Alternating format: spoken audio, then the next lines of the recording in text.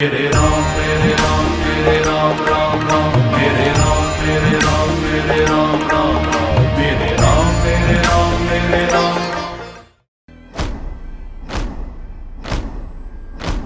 आरंभ है प्रचंड बोल मस्तकों के झुंड, आज जंग की घड़ी की तुम गुहार दो।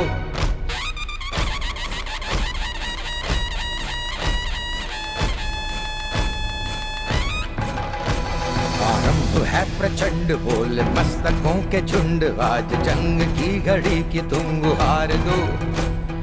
आन बान शान या की जान का हो दान, आज एक धनुष के बाण पे उतार दो। आरंभ है प्रचंड बोल मस्तकों के झुंड, आज जंग की घड़ी की तुम गुहार दो। आन बान शान या की जान का हो दान, आज एक धनुष के बाण पे उतार दो। आरंभ है प्रचंड।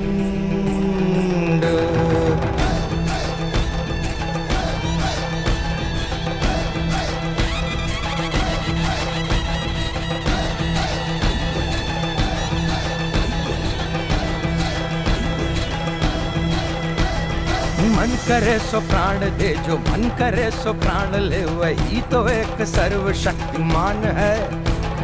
मन करे सो प्राण ले, जो मन करे सो प्राण ले, वही तो एक सर्वशक्तिमान है। कृष्ण की पुकार है ये भागवत का सार है, कि युद्ध ही तो वीर का प्रमाण है। कौरवों की भीड़ हो या पांडवों का नीड़ हो, जो लड़ सका है वो ही तो महान है। जीत की हवस नहीं, किसी पे कोई वश नहीं, क्या जिंदगी है ठोकरों पे मार दो। मौत अंत है नहीं तो मौत से भी क्यों डरे, ये जाके आसमान में दहाड़ दो। आरंभ है प्रचंड बोल मस्तकों के झुंड, आज जंग की घड़ी की तुम गुहार दो। आन बान शान या की जान का हो दान, आज एक धनुष के बाण पे उतार दो। अतिथि परिचय के लिए मैं हमारी संस्था के सदस्य अतुल जी शुक्ला भाई साहब को आमंत्रित करता हूं कि वे आए और अतिथि देवो भव का परिचय प्रदान करें।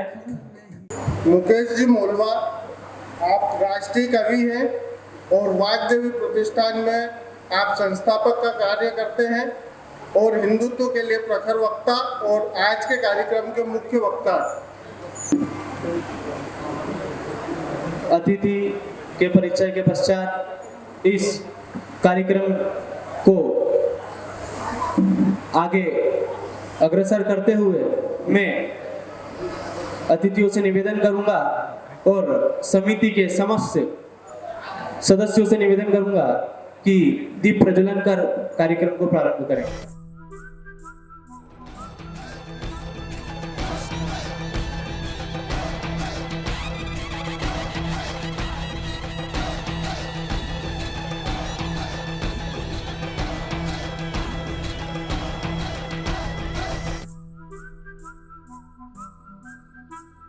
जिस कवि की कल्पना में जिंदगी हो प्रेम गीत, उस कवि को आज तुम नकार दो।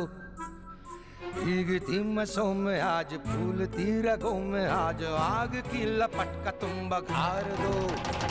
आरंभ है प्रचंड बोल मस्तकों के झुंड, आज जंग की घड़ी की तुम गुहार दो। आन बान शान या की जान का हो दान, आज एक धनुष के बाण पे उतार दो। आरंभ है प्रचंड, आरंभ है प्रचंड, आरंभ है प्रचंड। इस कार्यक्रम को आगे की बेला में अग्रसर करता हूं और अतिथि देवो भव, हमारे लिए जो अतिथि होते हैं वे देवतुल्य होते हैं। उसी कड़ी में स्वागत के लिए संस्था के सदस्य राहुल जी रामराज और रमेश जी कौशल को आमंत्रित करता हूं कि वे आए और हमारे अतिथि का स्वागत करें। अध्यक्षता कर रहे आनंद जी अधिकारी भाई साहब का स्वागत करेंगे।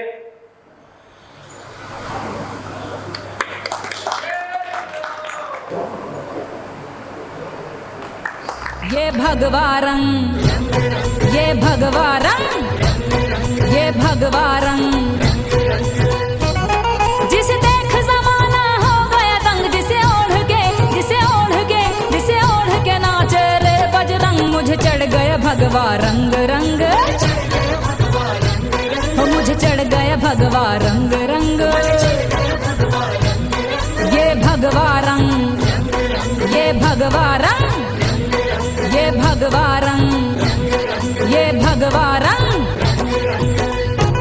ये भगवा रंग है ऋषि मुनियों और संतों का, ये भगवा रंग है ऋषि मुनियों और संतों का, हिंद के वीर बलियों का और महंतों का, मुझे चढ़ गया भगवा रंग रंग, हो मुझे चढ़ गया भगवा रंग रंग। जय श्री राम। इस कार्यक्रम को प्रारंभ करने की अनुमति मैं अध्यक्ष महोदय से लेता हूँ। भारत माता की, भारत माता की। मंच पर विराजित आज के इस कार्यक्रम की अध्यक्षता कर रहे आदरणीय आनंद जी भाई साहब,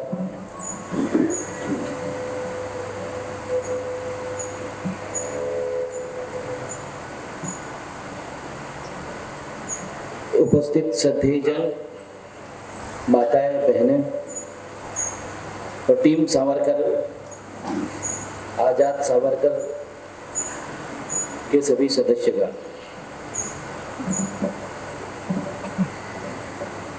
विषय ऐसा है जो भारत की माटी के कण कण में व्याप्त है।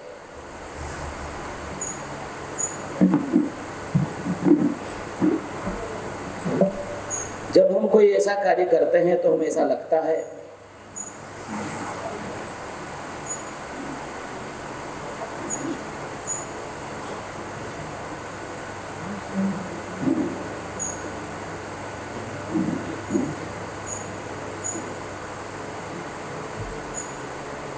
बस हम गिनती के ही लोग हैं।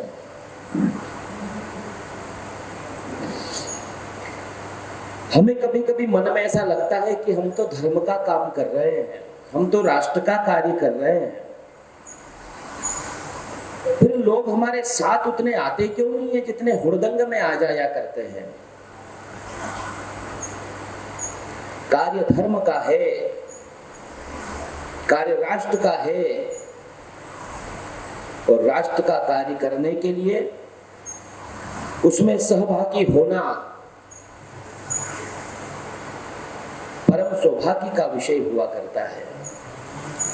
आज हम श्वेत वराह कल्प के वैवस्वत मनवंतर के पुरंदर इंद्र के कार्यकाल में कलयुग के 5000 वर्ष व्यतीत हो जाने के पश्चात विक्रम संवत 2080 राम जन्मोत्सव के अंतर्गत इस भव्य और दिव्य समारोह में उपस्थित हैं। दिव्यता इस बात से आती है कि विषय क्या है, और भव्यता कैसे आती है। भव्यता आती है, कुछ लोगों के मन में यह विचार आ रहा होगा कि इसे भव्यता कैसे कह दिया।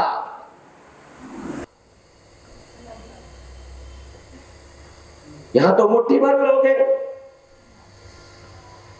तो मुट्ठी भर लोग किसी आयोजन को भव्यता कैसे प्रदान कर सकते हैं। मुट्ठी भर लोगों ने इस राष्ट्र का समग्र इतिहास लिखा, और जो चित्र आपने लगाए हैं उन चित्रों की ओर यदि हम दृष्टि डालें तो एक एक चित्र संपूर्ण समारोह को गरिमा प्रदान करने जैसा है। आपने चित्र लगाया महाराणा प्रताप जी का, आपने चित्र लगाया छत्रपति वीर शिवाजी का,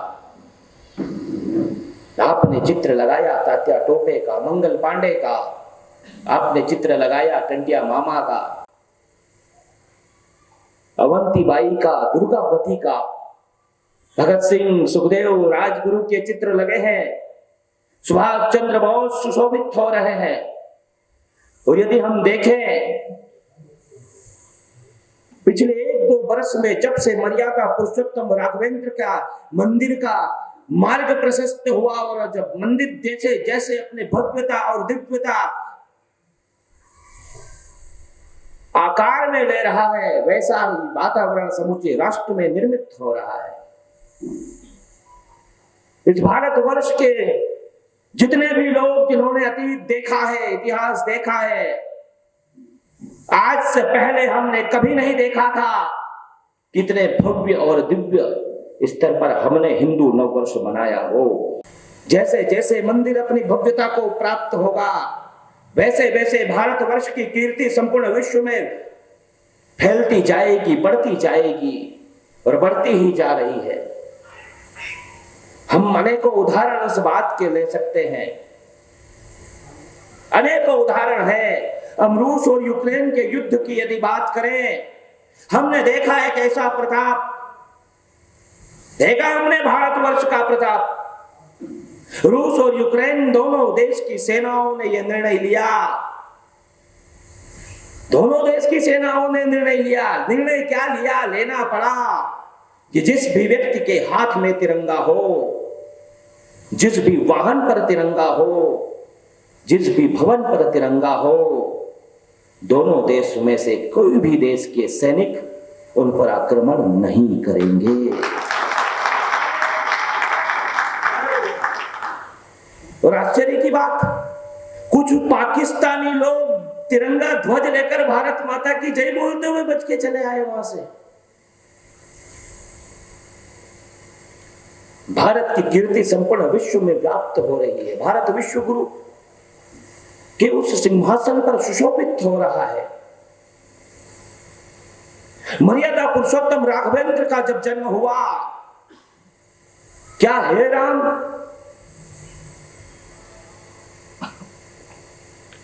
राम जी को जब वनवास दिया गया, वनवास दिया गया, मां जानकी ने कहा कि मैं चलूंगी साथ में। राम जी ने कहा ठीक है आप चलिए। लक्ष्मण जी आ गए, बोले भैया मैं भी साथ चलूंगा। लक्ष्मण जी से कहा मेरे राम ने कि नहीं लक्ष्मण, तुम माता पिता की सेवा करना। बोले नहीं प्रभु मैं आपके साथ चलूंगा, जिद करने लगे। तब राघवेंद्र ने कहा कि ठीक है जाओ, मां सुमित्रा से आज्ञा लेकर आओ।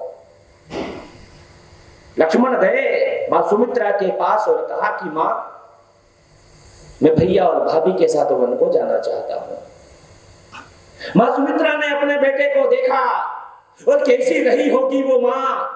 मां सुमित्रा ने कहा कि ठीक है जाओ, जा रहे हो तो राम को छोड़कर मार्ग में वापस लौट कर मत आना। सोतर का बेटा था ना राम तो, लेकिन कहा राम और जानकी को अपने माता पिता समझना। लक्ष्मण तुम जाओ, राम जब तक सो न जाए तुम सोना मत, और राम के उठने से पहले ही जाग जाना, और स्वप्न में भी मेरे राम के बारे में गलत विचार अपने मन में मत लाना। तब लक्ष्मण जी ने कहा कि मां स्वप्न पर तो किसी का कंट्रोल नहीं होता है, सपने में यदि कोई गलत विचार आ गया तब। तो मां सुमित्रा ने कहा कि तुम मेरे दूत को ले जाओगे क्या?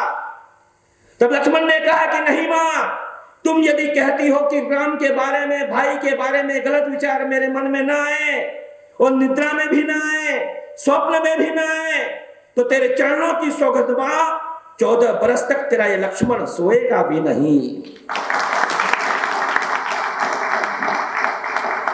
सोए लक्ष्मण 14 बरस तक। फुटबॉल की तरह उछल रहा है सिंहासन अयोध्या का। शत्रुघ्न से कहा कि तुम राजा बन जाओ। उन्होंने कहा कि नहीं, भरत के होते हुए मैं कैसे राजपाट ग्रहण कर सकता हूं, कैसे राजा बन सकता हूं। भरत अद्भुत योगी, एक सन्यासी, नंदीग्राम का संत बन गया, साधु बन गया,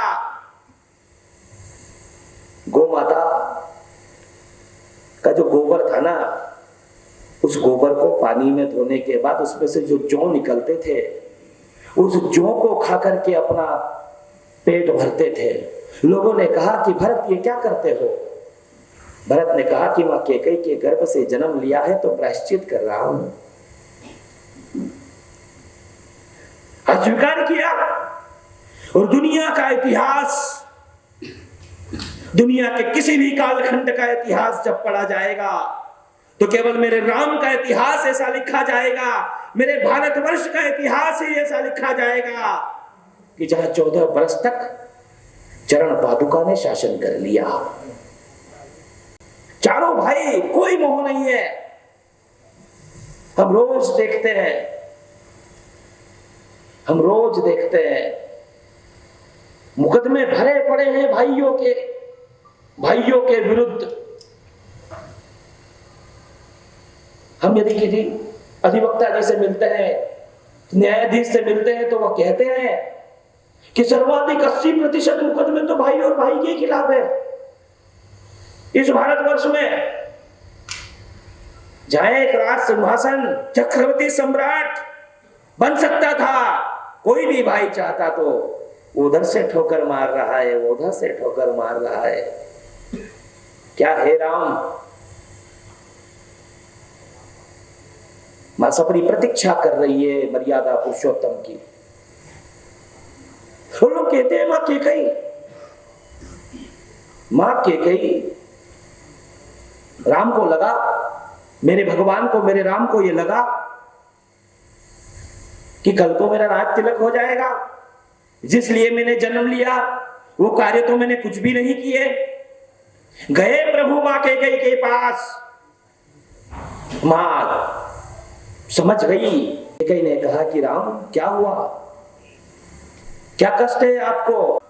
जिस हेतु मैंने जन्म लिया वो कार्य तो हुआ ही नहीं, कल सुबह मुझे राजा बना दिया जाएगा। मां कैकेयी ने कहा कि ये तो खुशी की बात है। राम जी ने कहा कि नहीं मां, तुम यदि चाहती हो कि राम केवल राम रहे तो कोई बात नहीं, लेकिन तुम यदि चाहती हो कि राम भगवान बन जाए तो तुम्हें अपने माथे पर अपयश लेना होगा। सब निमित्त बने हुए हैं। मान लिया मां कैकेयी ने। और 14 वर्ष का ही वनवास क्यों मांगा? मांगना ही था, 12 वर्ष का मांग सकती थी, 13 वर्ष का मांग सकती थी, 18 वर्ष का मांग सकती थी, पूरे जीवन पर्यंत का मांग सकती थी, लेकिन मां कैकेयी ने 14 वर्ष का ही वनवास क्यों मांगा?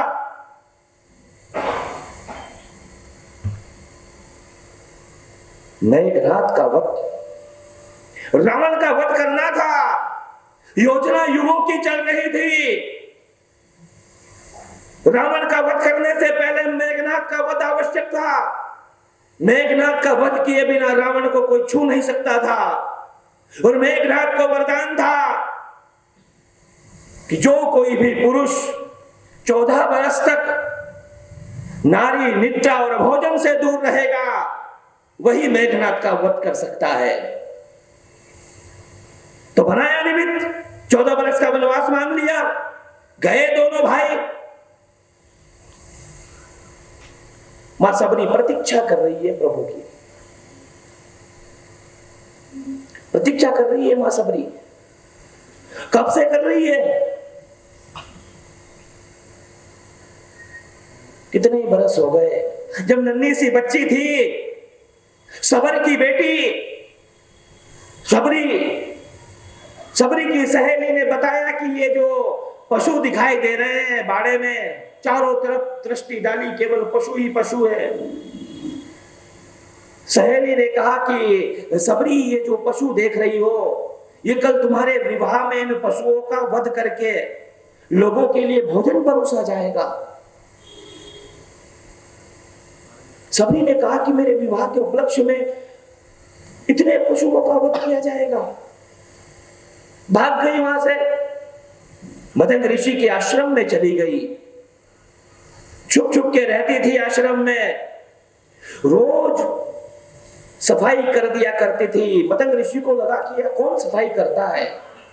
अपने शिष्यों से कहा उन्होंने, जाओ पता लगाओ। एक दिन सबरी मिल गई, नन्ही सी बच्ची डर रही है।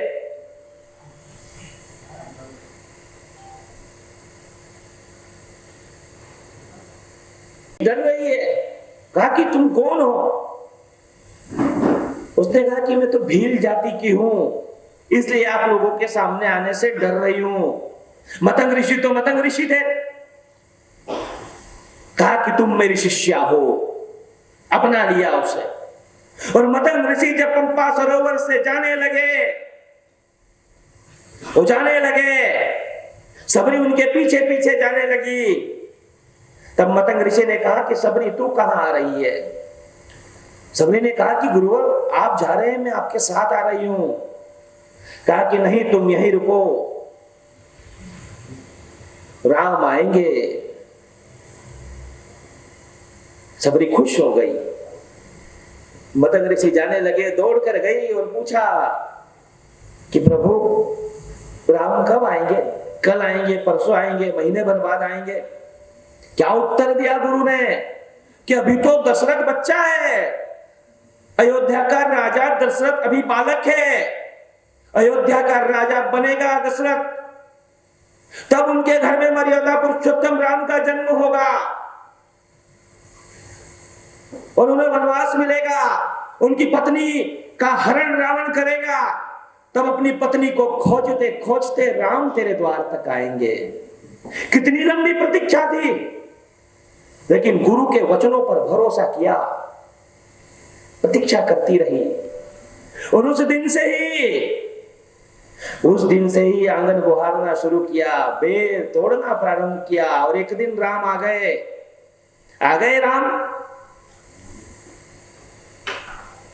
देखा कि सबरी बूढ़ी हो गई है। हम देखते ना वो जटाओं वाले साधु, वैसे बाल हो गए हैं सबरी के, हाथ कांप रहे हैं, कृष्णकाय हो चुकी है।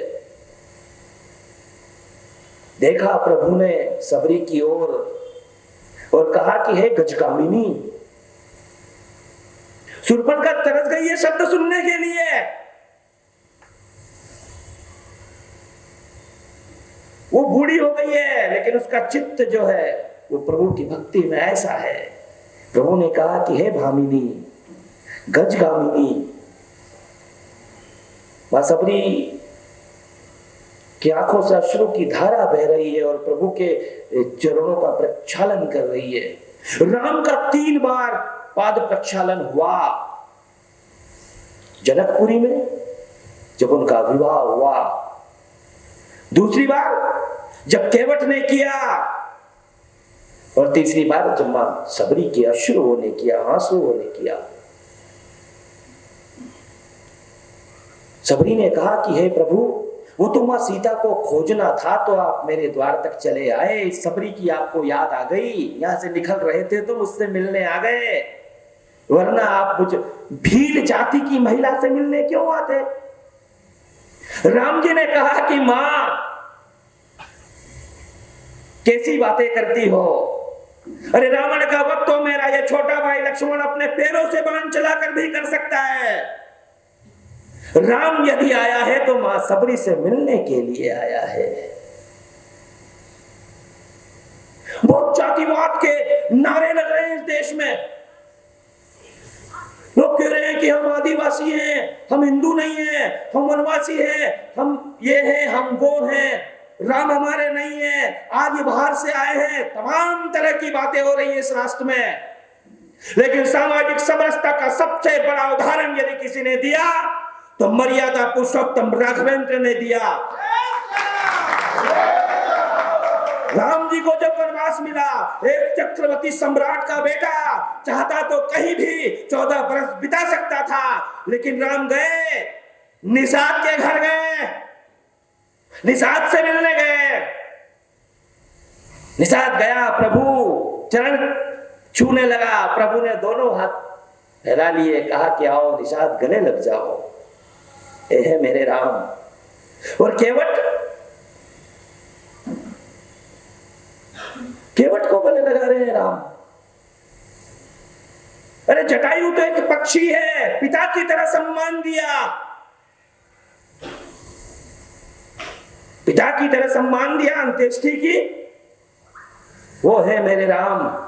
और राम ने सारा जीवन, जिन लोगों को आजकल की भाषा में कहते हैं ना कि ये शूद्र है, ये दलित है, उन लोगों के साथ बिता दिया संपूर्ण जीवन। कौन सा जातिवाद था मेरे भारतवर्ष में?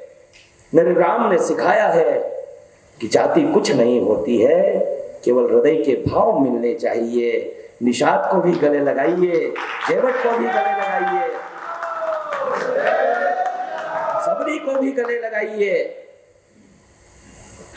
राम का मंदिर बनता है और यदि मां सबरी के बेटे उसमें नहीं जा सकते हैं तो उस मंदिर का कोई औचित्य नहीं है।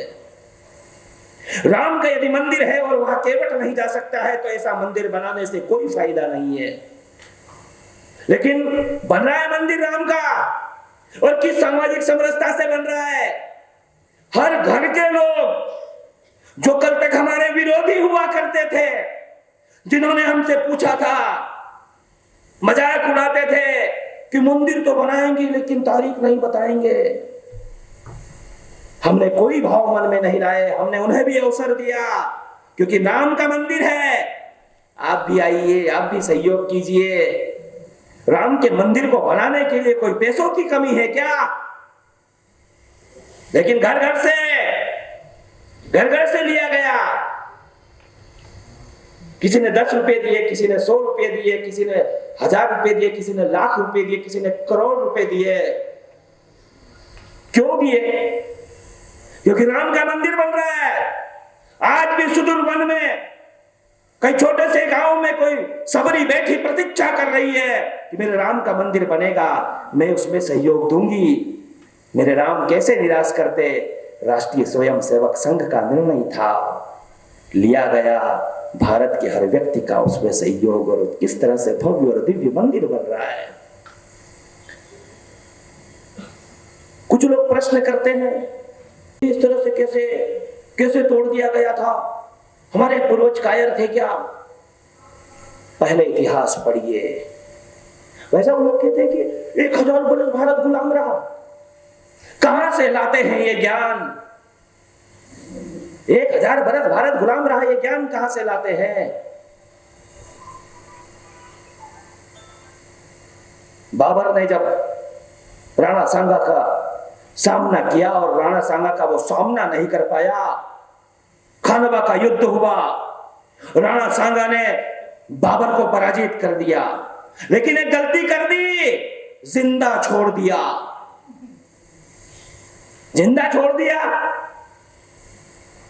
भागकर चला गया, सेना का गठन करने लगा। उसी समय अयोध्या में श्यामानंद जी मंदिर के महंत हुआ करते थे। उनके पास जलाल शाह नाम का एक मुस्लिम गया। उसने कहा कि मैं राम की भक्ति करना चाहता हूं। हमारे संत भोले भाले थे, दे दी जगह उसे रहने के लिए वहां। थोड़े दिनों बाद ख्वाजा कजस अब्बास मूसा आसिकान नाम का एक फकीर आया। जलाल शाह ने उसे निमंत्रण दिया, बुलाया, और 2 मुस्लिम हो गए।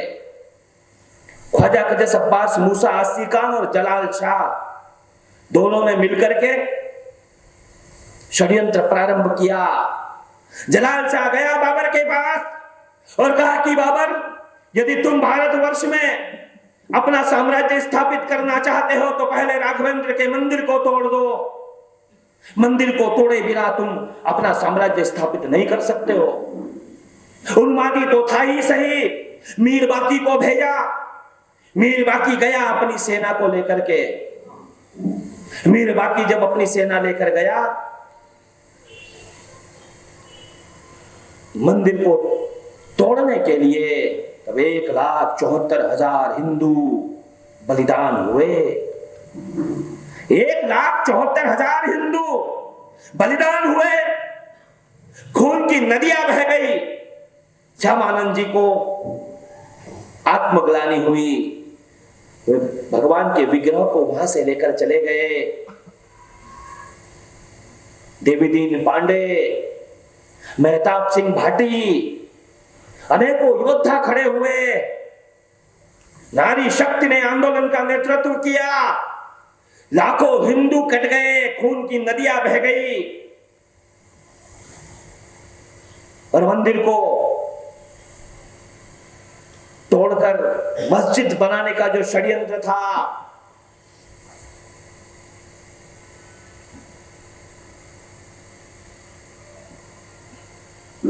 कैसे किया होगा?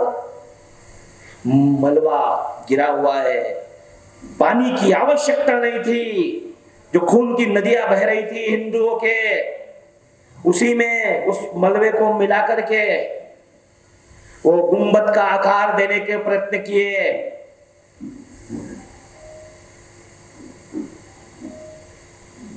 बरसों तक संघर्ष चलता रहा, संघर्ष चलता रहा। सालार मसूद गया, सालार मसूद मंदिर को तोड़ने के लिए, राजा सोहेलदेव ने उसका सामना किया और बहराइच के युद्ध में सोहेलदेव ने सालार मसूद की गर्दन काट दी। कैसे लोग थे, अद्भुत 78 लड़ाई लड़ी, 78 बैटल्स मंदिर को पुनर्स्थापित करने के लिए, और 492 बरस का एक लंबा इतिहास, लंबा संघर्ष, और 492 बरस के युद्ध की परिणति ये हुई। आज का बलिदान, उनका त्याग, उनका पुरुषार्थ काम आया, और 492 बरस के पश्चात राघवेंद्र के भव्य मंदिर के मार्ग जो प्रशस्त हुआ। क्या है मेरे राम, जो कहता था कि मेरे जीते जी राम का मंदिर नहीं बन सकता, भगवान ने उस मुलायम सिंह को अपने पास बुला लिया कि मंदिर तो बनेगा। जिसने रथ यात्रा रोकी, जेल के भीतर सड़ रहा है, और जिसने रथ यात्रा में सहयोगी की भूमिका निभाई, हिंदुस्तान का गौरवशाली प्रधानमंत्री बनकर बैठा हुआ राघवेंद्र। क्या है राम, विरोधियों को भी गले लगा लिया, लगा लिया गले। क्या भाव है, और जो चित्र लगा रखे हैं ना आप लोगों ने, मेरे राम, कहाँ है वो राम? वो राम कभी महाराणा प्रताप बन के हमारे बीच में आते हैं, वो राम कभी छत्रपति वीर शिवा बनकर हमारे बीच में आते हैं, वो राम कभी वीर नेताजी वीर सुभाष बनकर हमारे बीच में आते हैं, कभी वो भगत सिंह बनकर के आ जाते हैं, और कभी वो योगी आदित्यनाथ के रूप में भी इस धरती पर प्रकट होते हैं। जो धर्म के मार्ग पर चलता है, जो राम के पथ पर चलता है, जो राम के हृदय, जिसके हृदय में मर्यादा पुरुषोत्तम राघवेंद्र है। महाराणा प्रताप जी की एक बेटी थी जिसका नाम था चंपा। महाराणा प्रताप जी की बेटी का नाम था चंपा, जिसकी उम्र थी 11 बरस। 11 बरस की उम्र थी उसकी, और समय था जब महाराणा प्रताप अकबर के विरुद्ध अपने जंगल वाले अभियान में सक्रिय थे। राजसमंद जिले में एक मायरा गुफा एक जगह है, एक गुफा है जिसे मायरा गुफा कहते हैं। उस गुफा में महाराणा प्रताप उस अभियान के निमित्त अपने अस्त्र शस्त्र रखा करते थे, और महाराणा प्रताप जी ने देखा, महाराणा प्रताप जी एक दिन बैठे बैठे रो रहे थे। चंपा ने देखा कि कोई व्यक्ति रो रहा है, उनकी पीठ नजर आ रही थी। चंपा उनके सामने चली जाती है, और उसकी दृष्टि महाराणा प्रताप जी पर पड़ती है। ये बाद में कर लेना ना, क्या है ये?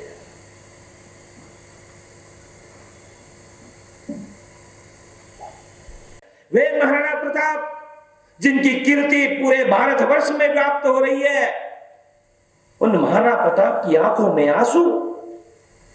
वो जाती है, दोनों हाथ जोड़कर कहती है कि दाता हुकुम आप क्यों रो रहे हैं।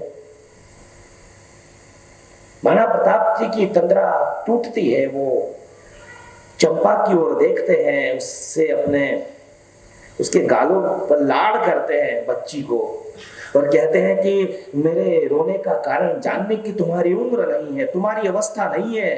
चंपा तुम जाओ खेलो।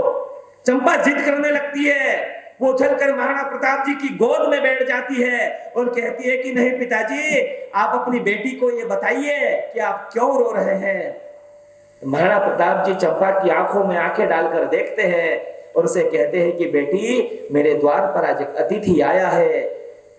उस अतिथि ने कहा है कि महाराणा मैं आज आपके घर भोजन करूंगा और मेवाड़ के इस अधिपति के पास उस अतिथि को खिलाने के लिए अन्न का एक दाना भी नहीं है, भोजन का एक निवाला भी नहीं है।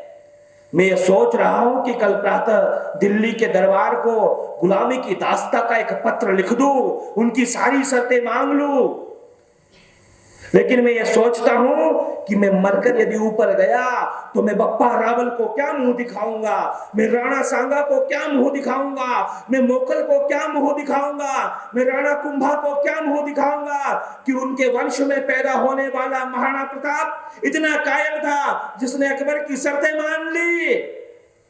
बस वो क्षण याद करके मेरी आंखों में आंसू आ रहे हैं। चंपा कहती है कि पिताजी बस इतनी सी बात है। देखिए संकट की घड़ी में भी छोटी सी बच्ची कह रही है अपने पिता से, पिताजी बस इतनी सी बात। वो चलकर जाती है उनकी गोद से, पेड़ के पास जाती है, कुछ पत्ते हटाती है, घास की रोटी के 2 टुकड़े लेकर आती है। घास की रोटी के 2 टुकड़े लाती है, महाराणा प्रताप जी के हाथों में रख देती है और कहती है कि पिताजी आप उन अतिथि को ये घास की रोटी खिला दीजिएगा, लेकिन अकबर की दास्ता का पत्र लिखने का विचार भी अपने मन में न आइए। महाराणा देखते हैं अपनी बेटी को, वो कृशकाय हो चुकी है, वो दुबली हो चुकी है। महाराणा कहते हैं कि बेटी ये रोटी के 2 टुकड़े तूने बचा कैसे लिए? हमें रोटी के 2 टुकड़े दिए जाते हैं, एक सुबह और एक शाम को, वो खाकर हम अपना पेट भरते हैं। तुम्हें भी रोटी के 2 टुकड़े दिए जाते हैं, तूने फिर भी ये 2 रोटी के टुकड़े बचा कैसे लिए? चंपा का उत्तर सुनिएगा। क्या है ये भारत? चंपा कहती है कि पिताजी मुझे रोटी के जो टुकड़े दिए जाते हैं, मैं ये रोटी के टुकड़े अपने छोटे भाई अमर सिंह के लिए बचा लेती हूँ, क्योंकि मेरा क्या है, मैं मर भी गई तो कोई बात नहीं, लेकिन अमर सिंह को आगे चल करके मेवाड़ का महाराणा बनना है, मुगलों के विरुद्ध लड़ाई लड़नी है, सनातन धर्म की ध्वजा की रक्षा करनी है। क्या अद्भुत भाव था उस बच्ची का। महाराणा पूछते हैं कि बेटी तूने कितने दिनों से भोजन नहीं किया? उत्तर सुनिएगा। चंपा कहती है कि पिताजी मैंने 18 दिनों से भोजन नहीं किया। 18 दिनों से महाराणा प्रताप की बेटी ने अन्न का एक निवाला भी ग्रहण नहीं किया। और हमारे यहां श्रद्धा जा रही है 35 टुकड़ों में कटने के लिए, जा रही है कोई आस्था सूटकेस में बंद होने के लिए, रोज लव जिहाद की शिकार हो रही है हमारी बेटियां। और ये प्रारंभ कहां से होता है? मोबाइल रिचार्ज की दुकानों से, चूड़ियों की दुकानों से। ले लीजिएगा संकल्प मेरे राम, इस कार्यक्रम के निमित्त हमारी बेटी किसी मुल्ले की दुकान पर नहीं जाएगी, मतलब नहीं जाएगी।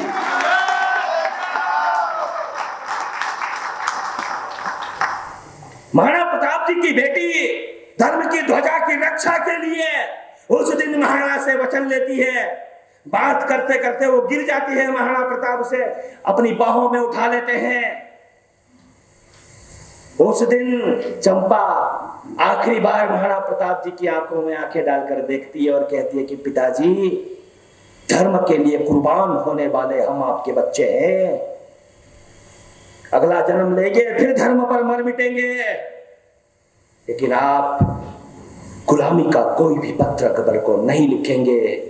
ये वचन लेकर के चंपा सदा के लिए महाराणा प्रताप की गोद में सो गई। महाराणा प्रताप की बेटी भूख से मर गई। कैसे अद्भुत लोग थे यार, कैसे अद्भुत लोग। हम उनके वंशज हैं। कहा जा रहा है सर्वत्र, लेकिन मित्रों जिस तरह का वातावरण निर्मित हो रहा है संपूर्ण राष्ट्र में, जिस तरह के भाव हृदय में पल्लवित हो रहे हैं, पुष्पित हो रहे हैं, भारतवर्ष की कीर्ति जिस तरह से सर्वत्र व्याप्त हो रही है, और मेरे राम क्या है राम, रामचरितमानस की प्रतियां जलाई जा रही है। रामचरितमानस की प्रतियां जलाई जा रही है। वो बाबा तुलसी जिसने घर घर में राम की स्थापना कर दी, उनकी चौपाइयों पर ऑब्जेक्शन, अर्थ ही नहीं समझ रहे लोग। भाई साहब लोग कहते हैं हम बुद्ध वाले हैं। मैंने कहा कौन बुद्ध? बोले गौतम बुद्ध। मैंने कहा वो तो हमारे हैं। हमारे हैं गौतम बुद्ध, हमारे हैं। हमारे सिद्धार्थ गौतम बने, बुद्ध बने। कहां से आया ये बौद्ध धर्म? हमने तो अवतारों में नाम लिखा। हमें कोई कहने में कोई संकोच नहीं है बुद्धम शरणम गच्छामि। सम्राट अशोक, अरे बौद्ध बनिए, कोई बुराई नहीं है, लेकिन पहले कलिंग तो हो जाने दो।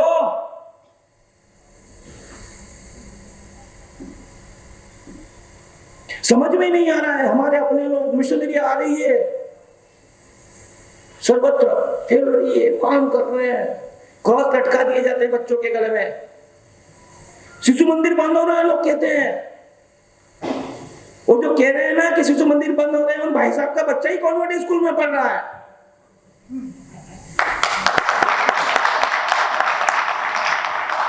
हम संस्कृति को बचाने की बात करते हैं, कहते हैं लोग कि इंग्लिश मीडियम होना चाहिए।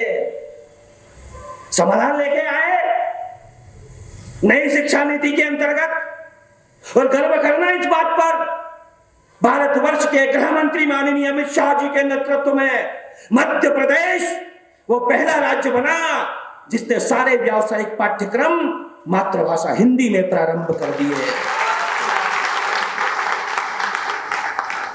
भारत फिर से लौट रहा है अपने वैभव की ओर। ये क्यों लौट रहा है? क्योंकि अयोध्या में मंदिर बन रहा है। मंदिर जैसे जैसे पूर्ण होगा, भारतवर्ष की कीर्ति दुनिया में व्याप्त होगी। मार्शल आर्ट कहां से आया? पढ़िएगा मार्शल आर्ट की हिस्ट्री। अरे भारत का एक व्यक्ति गया, उसने सिखाया सारी दुनिया को मार्शल आर्ट क्या है।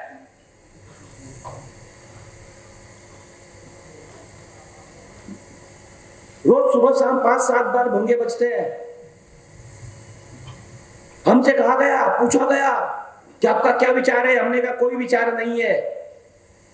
विचार उस पर किया जाता है जो विचार करने योग्य हो। यह अरब शब्द कहां से आया? संस्कृत भाषा में अरब का अर्थ होता है अश्व, और उसी अरब से अरब का निर्माण हुआ। और वही अरब किसने करी? मक्केश्वर महादेव की स्थापना। पढ़ लीजिएगा इतिहास। शुक्राचार्य ने। कौन शुक्राचार्य? अरे हमारे ही हैं। एक बृहस्पति थे, एक शुक्राचार्य थे। राजा बलि ने जब सब कुछ दान दे दिया, नाराज हो गए, छोड़कर चले गए उनको। अरब में जाकर के शिव की आराधना करने लगे। काले कपड़े के भीतर लपेट दिए गए। कोई भी हज यात्रा करके आए, पूछिएगा उससे कि तूने क्या देखा, नहीं बताएगा। नहीं बताएगा कोई भी हाजी आपको कि क्या देखा है उसने। शपथ ली जाती है कि हज यात्रा में क्या देखा है वो बताना नहीं है किसी को। हमें पूछे कोई काशी में क्या देखा, हम तो लाइव चलाते हैं। स्तुति आराधना से ज्यादा तो हम मोबाइल पर लाइव होना चाहते हैं, अपने फोटो डालना चाहते हैं। भगवान तो कहीं और गए। काले कपड़े के भीतर लपेटे गए, और यदि कपड़ा हटेगा तो सोने की जलाधारी निकलेगी। एक हिस्सा दिखता है ना केवल थोड़ा सा। दुनिया में शिवलिंग के अतिरिक्त भगवान के किसी भी विग्रह को स्पर्श करने की अनुमति नहीं है। हम काशी जाते थे और क्या है, मेरे राम है ना भरोसा। मेरे राम क्या है, वो जामवंत जी गए रावण के पास और कहा कि रामेश्वरम की स्थापना करनी है। दूर दूर तक कोई योग्य ब्राह्मण नजर नहीं आता है जो आचार्य बने। तब मेरे राम ने कहा कि रावण से बड़ा विद्वान कोई नहीं है, अब जाओ रावण को पुरोहित बनाएंगे। जामवंत जी को भेजा गया निमंत्रण लेकर के, और जामवंत जी गए और रावण से कहा कि हे दशानन, हमारे राम ने यह तय किया है। किसने? मेरे राम ने। क्या तय किया है? कि रावण को पुरोहित बनाया जाए। और कहा कि जामवंत, यदि मैं आपको बंदी बना लूं तो, जामवंत मैं आपको यहां से जाने नहीं दूं तो। तब जामवंत जी ने क्या उत्तर दिया? उन्होंने कहा कि जब मैं आपके पास आया हूं ना, लक्ष्मण जी अपने धनुष पर बाण तान कर बैठे हैं, सही समय पर नहीं पहुंचा तो वहीं से बैठे बैठे तुम्हारी लंका का विध्वंस हो जाएगा। राम को अपने दूत की रक्षा करनी आती है। नहीं देखा ये कि रावण के विरुद्ध लड़ना है, देखा इसमें योग्यता है, बना दिया पुरोहित। रावण ने भी कहा राम जी से कि हे राम, संपूर्ण आर्यवर्त आज इस बात की उद्घोषणा कर रहा होगा, पूरे आर्यवर्त में आज तक रावण कभी भी किसी भी यज्ञ में पुरोहित नहीं बना, और आज पुरोहित बना तो उसके यजमान कौन है? मर्यादा पुरुषोत्तम राम है।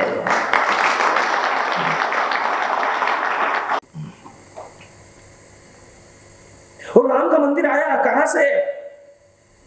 हम जब भी राम जन्मभूमि या मंदिर की बात करते हैं तो लोगों के मन में विचार आता है कि बाबर आया था 1527 में, उसने मंदिर तोड़ा, उसके बाद ऐसा ऐसा ऐसा ऐसा हुआ। राम जी ने जब लंका को विजित किया तो राम जी कुछ चिंतामग्न लंका में कुछ ढूंढ रहे थे। तो हनुमान जी ने कहा कि हे प्रभु, आप क्या ढूंढ रहे हैं, क्या खोज रहे हैं? तो राम जी ने कहा कि हे हनुमत, एक चुवाकू वंश में एक राजा हुए थे जिनका नाम था अनरण्य चक्रवर्ती सम्राट थे। अनरण्य के समय में अयोध्या में उत्सव हुआ करते थे, महोत्सव हुआ करते थे, सारी दुनिया के कलाकार उसमें आमंत्रित हुआ करते थे। और उस उत्सव में एक बार रावण ने अनायासी आक्रमण कर दिया, क्योंकि अयोध्या प्रतीक थी देवत्व की। आक्रमण कर दिया, राजा अनरण्य अकस्मात हुए, इस हमले को झेल नहीं पाए, लड़ते लड़ते वीर गति को प्राप्त हुए। मरने से पहले उन्होंने रावण से कहा था कि हे रावण, हे दशानन, इसी इक्ष्वाकु वंश में जन्म लेने वाले किसी पुरुष के हाथों तुम्हारी मृत्यु होगी। और रावण उस समय अयोध्या का एक भवन था जो कसौटी के खंभों पर बना हुआ था। अयोध्या पर विजय के उपलक्ष्य में उन खंभों को लेकर के वो लंका चला गया था। तब से ही लोक गीतों में ये कहानियां, ये किस्से गाए जाते थे, वीरता याद दिलाई जाती थी। और सदियों के बाद राम ने जब रावण का वध कर दिया तो राम उन कसौटी के खंभों को ढूंढ रहे थे। उन्होंने ये बात जब हनुमान को बताई तब हनुमान जी ने कहा कि प्रभु, कसौटी के खंभे लाने की जिम्मेदारी मेरी है, इस दायित्व का निर्वहन मैं करूंगा। आप तो यथाशीघ्र अयोध्या चले जाइए। लेकर आए कसौटी के खंभे, और राजा कुश ने कसौटी के उन खंभों पर मर्यादा पुरुषोत्तम राघवेंद्र का भव्य मंदिर बनाया।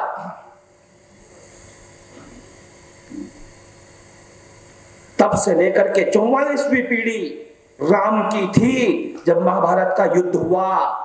कुश के बाद 44वीं पीढ़ी में राजा थे प्रद्युम्न, अभिमन्यु के हाथों उनकी मृत्यु हुई। उनके मरने के बाद अयोध्या उजड़ गई, जीर्ण हो गई। तब अवंतिका के राजा, महाकाल के भक्त, महर्षिद्धि के साधक हमारे विक्रमादित्य एक दिन आखेट करते करते चले गए सरयू के तट पर। घोड़े को छोड़ दिया, मां सरयू में डुबकी लगाई। जैसे ही बाहर निकले, विश्राम करने लगे, प्रयागराज उनके समक्ष प्रकट हुए और कहा कि हे राजेंद्र, यदि संपूर्ण विश्व में भगवा पताका फहराना चाहते हो तो राघवेंद्र का मंदिर बनाओ। विक्रमादित्य ने कहा कि प्रभु मैं कहां बनाऊंगा, मुझे तो कुछ पता नहीं है, ये तो मिट्टी का ढेर पड़ा हुआ है अयोध्या में। तब उन्होंने कहा कि सरयू से 50 कोस की दूरी पर एक पेड़ है, उस पेड़ को परिधि मान करके गौ माता को घुमाइए और गौ माता की बछिया जिस जगह पर गोबर कर देगी उस स्थान पर राम जी का भवन था, और जिस स्थान पर मां के थनों से दूध की धारा बहने लगे, समझ लेना कि इसी जगह मूर्ति की स्थापना करनी है। अगले दिन प्रातः काल यह उपक्रम किया गया। छोटी सी गाय की बछिया ने एक जगह गोबर कर दिया, उसके आसपास की जगह खोदी गई तो वहां से वो कसौटी के खंभे निकले। फिर से विक्रमादित्य ने भव्य मंदिर बनाया। 64 कोस दूर तक मंदिर ही मंदिर नजर आते थे। ऐसा भव्य नजारा था, ऐसा दृश्य हुआ करता था जो मां सरयू ने कभी देखा होगा। लेकिन कालांतर में मंदिर को तोड़ने के दुस्साहस किए गए, लेकिन हिंदू जाति सदैव अविजीत रही। फिर से मर्यादा पुरुषोत्तम राघवेंद्र के मंदिर को बनाने का मार्ग प्रशस्त हुआ। अनेकों राजा हुए, अनेकों बलिदान हुए। लोग कहते हैं क्या किया लोगों ने, अरे 492 बरस तक अयोध्या के परिधि में रहने वाले राजपूतों ने अपने सिर पर पगड़ी नहीं पहनी। राम जी का मंदिर नहीं है तो पगड़ी सिर पे सजाने से क्या। 492 बरस के बाद मंदिर का मार्ग प्रशस्त हुआ। तब हमारे राष्ट्रीय स्वयंसेवक संघ के वरिष्ठ प्रचारकों ने, हमारे पूज्य साधु संतों ने, समाज जनों ने मिलकर के राजपूत समाज के उन आसपास के ठिकानों के राजाओं को बुलाया और उनके सिर पर पगड़ी बांधी कि अब तो हमारे राम का मंदिर बन गया है, आपका संकल्प पूरा हो। राम तो कण कण में राम है। सारंग की टंकार मैंने दशानन का चंद्रहास देखा, लक्ष्मण की क्षुधा का मुझे कुछ पता नहीं। मैंने 14 बरस उर्मिला का उपवास देखा। मैंने 14 बरस उर्मिला का उपवास देखा। मैं सरयू का तट, और क्या क्या देखता है सरयू का तट। अंतिम 2-3 मिनट में मैं अपनी बात खत्म कर रहा हूं, विराम दे रहा हूं उसको। मैंने क्षुवाकु, कुक्षी, विकुक्षी, बाण जैसे शासक देखे, अनरण्य, प्रथु, धुंधुमार जैसे प्रशासक देखे, यूनाश्व को विवस्वान के कीर्ति पृष्ठ पढ़ते देखा, मानधाता को अश्वमेध यज्ञों के प्रतिमान करते देखा, सुसंधि, ध्रुसंधि, भरत असीत का इस धरा पर आना, सगर के 60,000 पुत्रों का भस्मीभूत हो जाना, असमंज, अंशुमान, दिलीप के कठिन यत्नों से, गंगा धरा पर आई भागीरथ के प्रयत्नों से, कुकुत्स के पौत्र रघु का कुबेर पर चढ़ जाना, अनायास ही फिर सूर्य वंश का रघुवंश कहलाना, संखान, प्रवर्ध, अम्बरीश की धर्म निष्ठा देखी, नहुष, ययाति, नाभाग की बढ़ती हुई प्रतिष्ठा देखी। अज के घर में दशरथ से धर्मात्मा आएंगे। सरयू उठलाकर बोली, अगली पीढ़ी में परमात्मा आएंगे। सरयू सरयू सरयू उठलाकर बोली, अगली पीढ़ी में परमात्मा आएंगे। मैं सरयू का तट, और क्या देखता है, अंतिम 4 पंक्तियां दुनिया के किसी भी सभ्यता और संस्कृति का इतिहास का अध्ययन कर लीजिएगा, आपको हमारी सभ्यता और संस्कृति पर गर्व होगा। मैंने पद चिन्हों पर जाते हुए लक्ष्मण देखा, कोई लेना देना नहीं था वनवास का। पर मैंने पद चिन्हों पर जाते हुए लक्ष्मण देखा, भाई के विरह में व्यथित व्यग्र शत्रुघ्न देखा, वो लौट कर अवध आया ही नहीं, जिसके लिए राजपाट मांगा गया वो अयोध्या में कदम ही नहीं रखा उसने। हम अयोध्या जाते हैं ना, नंदीग्राम आता है बहारी, नंदीग्राम को अपना निवास स्थान बना लिया लोग हैं। भाई साहब, मैं परम पूज्य दीदी माँ साध्वी ऋतंबरा जी ने जब ये पंक्तियां सुनी तो दीदी माँ ने कहा कि ये पंक्तियां फिर से पढ़ो। मैंने जब फिर से पढ़ी तब दीदी माँ ने कहा कि फिर से पढ़ो। उन्होंने 7 बार मुझसे वो पंक्तियां फिर से पढ़वाई।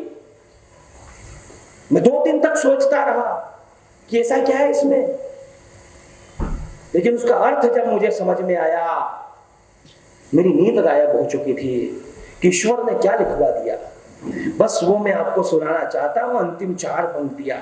कर दीजिएगा उत्सव। टीम आजाद सावरकर को ये लगे कि यार ये जो मुट्ठी भर लोग है ना, युद्ध जीतना है, नहीं चाहिए हमें नारायणी सेना, दुर्योधन को दे दी हमने, हमें तो एक केशव चाहिए। मार्गदर्शक हो तो फिर वैसा हो।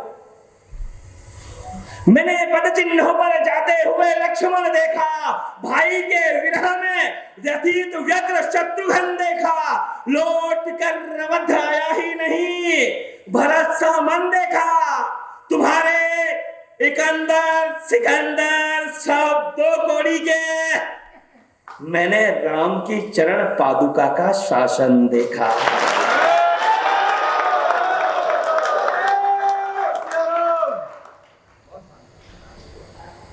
पहले जब आपको लगा हो कि ये मेरे राम का ये आयोजन क्या है टीम आजाद सावरकर ने, तो मेरे राम के सम्मान में इन बच्चों को आशीर्वाद मिले जो टीम आजाद सावरकर वाले। एक बार दोनों हाथ ऊपर उठाइए और 1 मिनट तक बजती हुई तालियां श्री राम के सम्मान।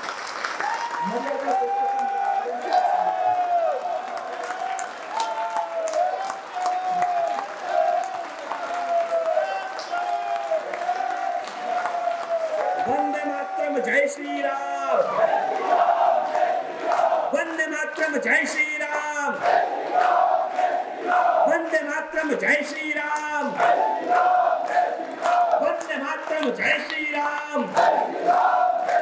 वंदे वंदे जय श्री राम। जय श्री राम।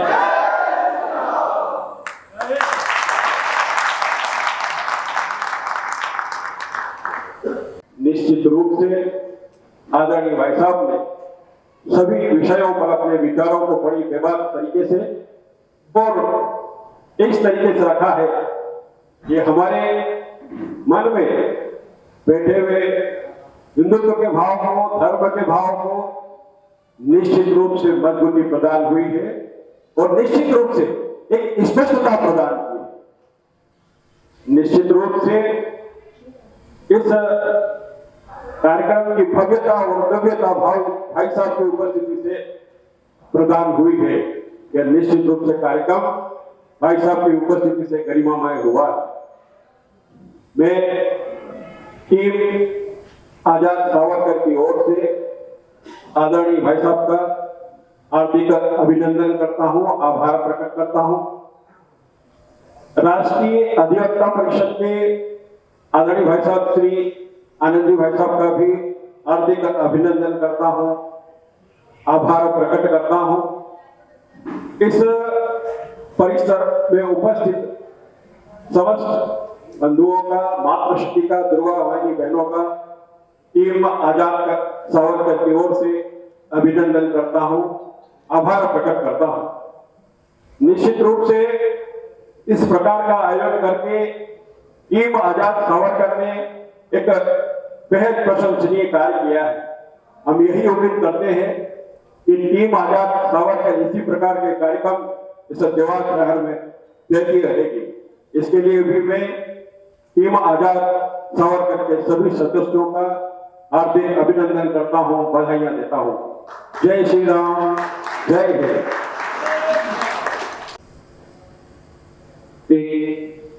गरिमामय कार्यक्रम स्वल्पाहार के लिए आप सभी आमंत्रित हैं। स्वल्पाहार जहां प्रवेश मार्ग था वहीं पर स्वल्पाहार आप सभी के लिए रखा है।